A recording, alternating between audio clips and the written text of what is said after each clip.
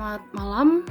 Pada kesempatan kali ini, di sini saya ingin mempresentasikan salah satu tugas untuk memenuhi UAS mengenai pengolahan citra digital.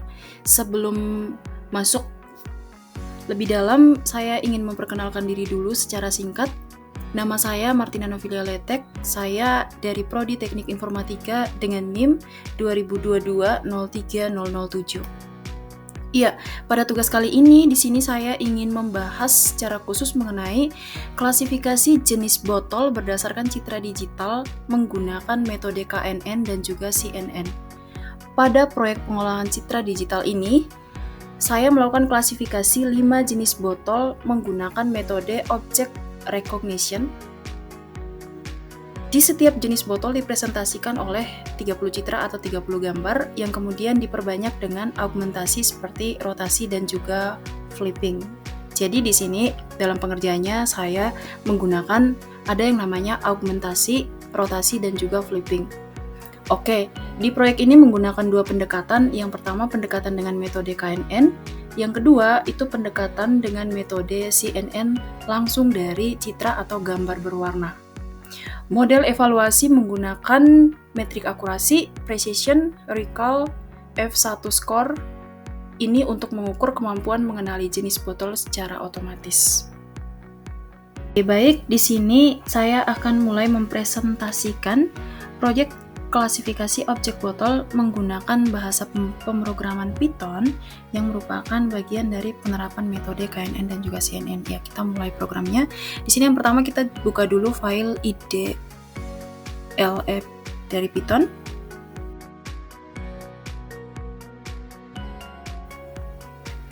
Ya, sudah muncul seperti ini.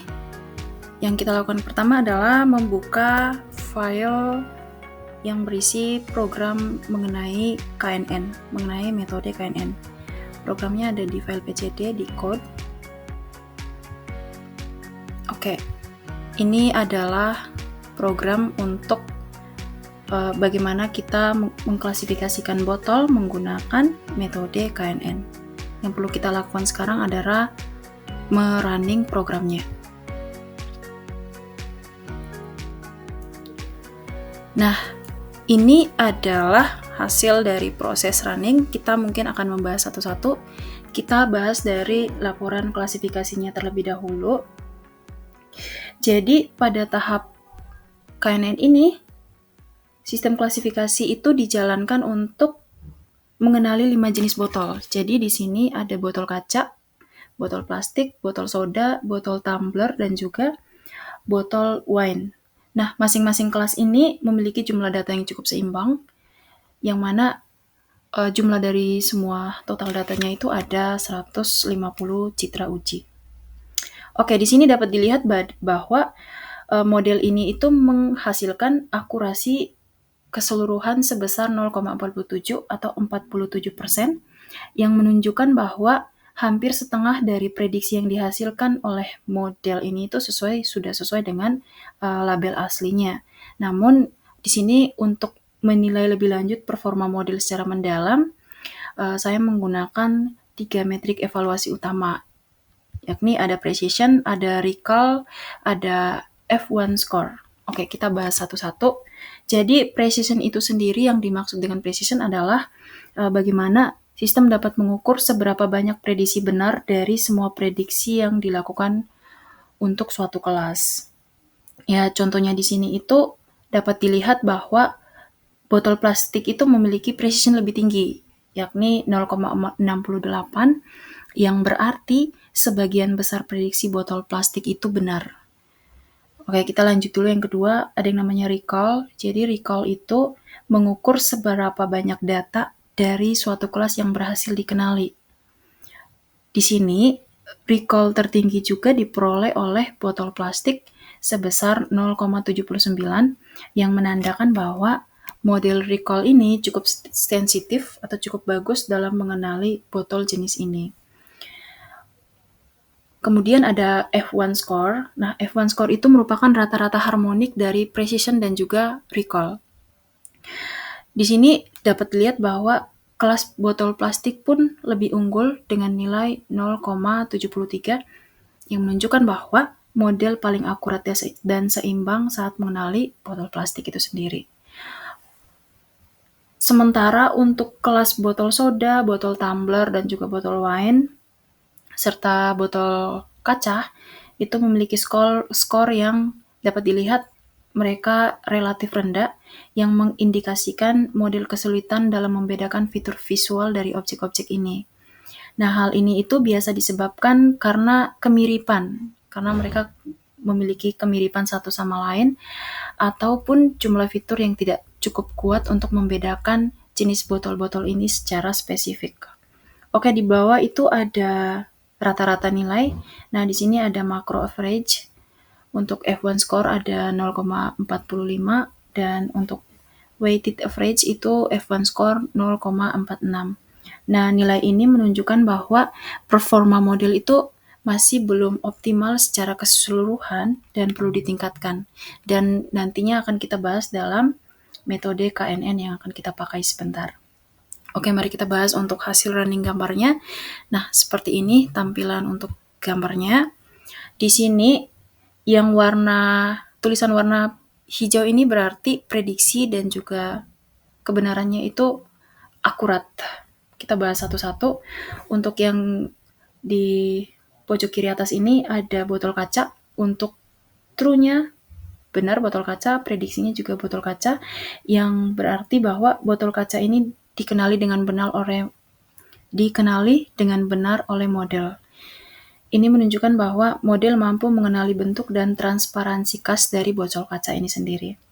Oke, di sini ada baris kedua, di sini ada botol tumbler. Untuk prediksi benarnya, true-nya benar botol tumbler, tapi untuk prediksinya di sini botol kaca.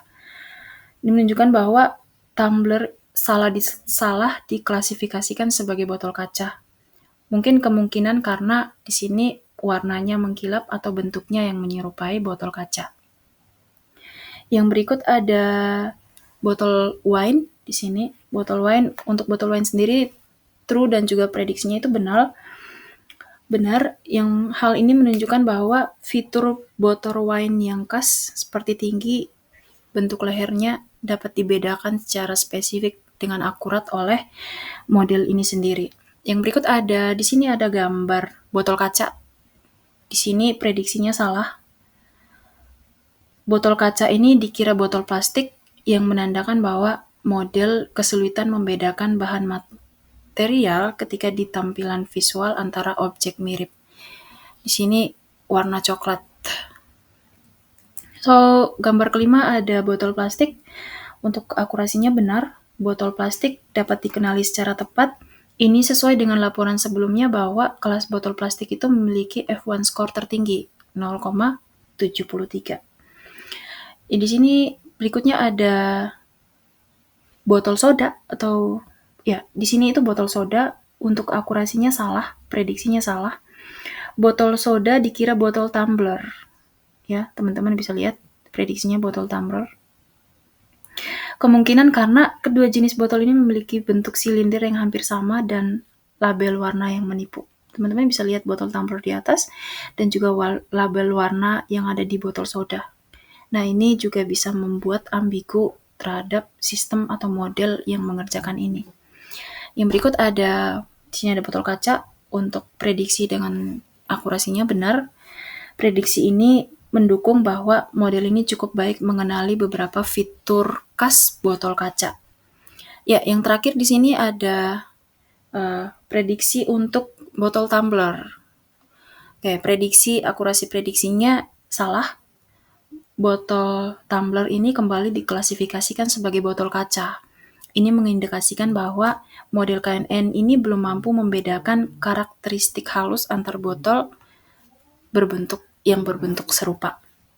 Ya, sekian untuk penjelasan model KNN. Dan di sini saya mau menyimpulkan bahwa model KNN itu mampu mengenali beberapa jenis botol dengan baik, seperti botol plastik dan botol kaca, namun sering melakukan kesalahan antara botol tumbler, botol soda, dan juga botol kaca.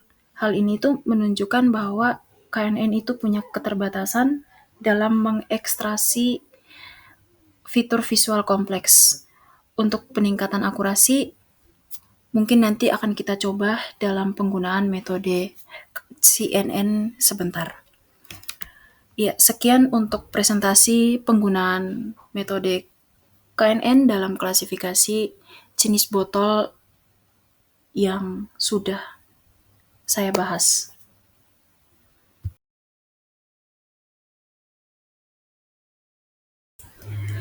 Ya, baik, berikut kita akan lanjut ke proses untuk klasifikasi menggunakan metode CNN. Yang pertama kita buka kembali file Python-nya. Ya, di sini kita membuka file dari PCD khusus untuk code. Nah, di sini ada kode lengkap untuk CNN klasifikasi botol. Ya, ini kode lengkapnya. Yang perlu kita lakukan sekarang adalah merunning code ini.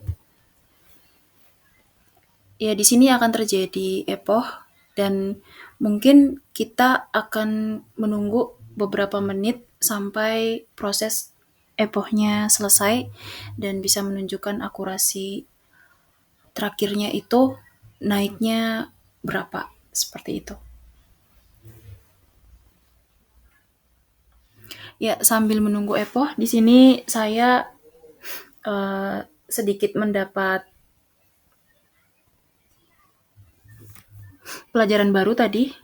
Jadi data yang di awal tadi sudah saya katakan bahwa saya menggunakan 150 data untuk setiap jenis dataset seperti dataset botol plastik, botol wine, dan juga yang lainnya, botol tumbler, botol soda, dan botol kaca. Nah, untuk proses KNN-nya itu berhasil tadi mendapatkan 0,47% untuk akurasinya. Tetapi untuk 150 data itu kalau kita bawa ke CNN, itu akurasinya tidak naik, tapi malah menurun. Tadi sudah saya coba, dan akurasinya lebih rendah dari 47% atau 0,47 tersebut. Dan ternyata letak ambigunya itu adalah bahwa datasetnya terlalu sedikit dan juga setelah di cross check ternyata di dataset saya itu ada dataset yang melebihi, jadi ada yang 154, ada yang 160, jadi tidak sama. So, tadi saya kembali menambah data, jadi masing-masing data itu menjadi masing-masing data saya tambah dengan 600 data. So, tadi ada 5 dataset, jadi ada 2.400 data yang kembali saya tambahkan ke dataset untuk bisa memproses running CNN ini. So, ini mungkin memerlukan beberapa saat lagi agar bisa muncul untuk grafik dan juga gambarnya.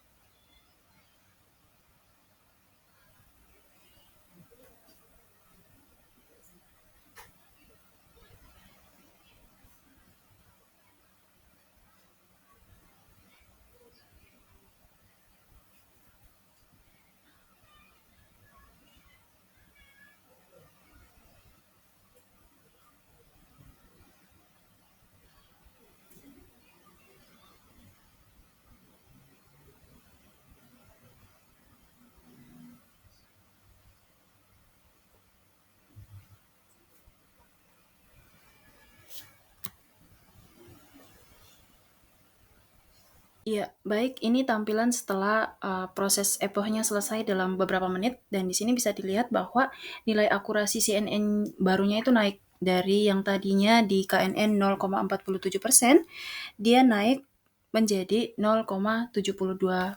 Ya, di sini terdapat dua grafik, ada akurasi dan juga ada loss. Nah, untuk di akurasi sendiri itu ada grafik biru, itu namanya training akurasi, dan juga untuk untuk orange, warna orange itu namanya validation akurasi. Ya, untuk di akurasi ini bisa dilihat awalnya rendah sekitar 0,3 yang kemudian naik secara signifikan hingga menyamai training akurasi. Bisa dilihat untuk validation akurasinya, dia naik hampir menyamai training akurasi pada epoch ke-6. Ini mungkin kurang lebih sekitar 0,63 lebih, namun turun lagi setelah itu. Ya, ini dapat dilihat bahwa akurasi untuk validation-nya turun lagi setelah itu. Tapi ini berarti bahwa model ini belajar cukup baik pada data pelatihan. Untuk validation akurasinya menunjukkan fluktuasi tapi mencapai performa baik, kurang lebih hampir mencapai 0,7 ini, sebelum sedikit turun ke 0,5 kembali ya. Dan di akurasi ini itu tidak terjadi overfitting yang berat karena akurasi validasi yang mendekati akurasi pelatihannya sendiri. Oke, yang kedua itu ada loss. Ya, di sini untuk trainingnya berjalan dengan baik. Untuk training dapat dilihat dan biru itu berjalan dengan baik, tapi muncul tanda overfitting setelah epoch ke-7. So, untuk validation modelnya menghafal dengan data training dengan baik juga. Untuk dapat dilihat untuk proses validation loss-nya itu awalnya naik dari 2,0 ke 2,5 lebih, tapi kemudian turun ke bawah sekitar ya 0,8, tapi kemudian naik lagi sekitar 1,45, turun lagi, tapi kemudian dia naik lagi ke 2,0. Ini menunjukkan bahwa untuk model pengerjaan ini berjalan dengan baik dan tidak terlalu banyak terjadi overfitting yang berat begitu. So, mari kita lihat untuk hasil running mengenai gambar-gambar yang sudah ada dalam datasetnya. Ya, ini untuk hasil gambar. Nah, di sini tadi yang di KNN, kalau diperhatikan dengan baik, itu untuk proses salahnya itu sangat banyak dan proses sedikitnya tadi itu proses benarnya tadi itu sedikit. Tapi ketika kita memakai CNN, ternyata akurasinya itu meningkat, dan di sini untuk proses akurasi yang salah itu hanya 1. Nah, di sini ini botol plastik tapi prediksinya botol wine. So, yang sisanya benar, dan di sini lebih banyak untuk membaca botol tumbler karena untuk akurasi pembacaannya sesuai data yang ada dan juga sesuai keakurasian gambarnya. So, untuk kesimpulan umumnya di sini model CNN berhasil meningkatkan akurasi secara signifikan hingga kurang lebih ya 0,70 atau 70%. Tapi tadi ada fluktuasi di bagian validasi yang sudah saya jelaskan barusan yang mengindikasikan bahwa adanya potensi overfitting tapi tidak berat. Dan kesimpulan terakhir, model ini layak untuk pelatihan sederhana. Karena ketika memakai CNN untuk tingkat akurasinya lebih akurat dan juga lebih realistis untuk bentuk pengklasifikasian dalam model gambar seperti ini. Ya, demikian untuk presentasi model KNN dan juga CNN saya. Terima kasih sudah mengikuti video ini hingga akhir. Selamat malam.